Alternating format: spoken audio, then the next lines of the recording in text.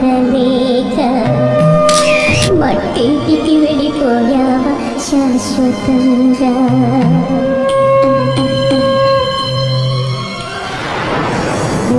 కొట్టే పాపాయి రాని రాడని తెలిసాక కథలన్నీ కంచికి పోవచ్చినబోయి.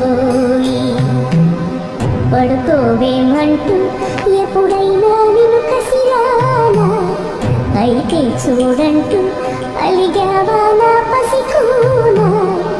ఏనాడు లేవను అంటూ పడుకుంటున్నావా, నూరేళ్ల నిద్రతోనే రెప్పలు మూసావా.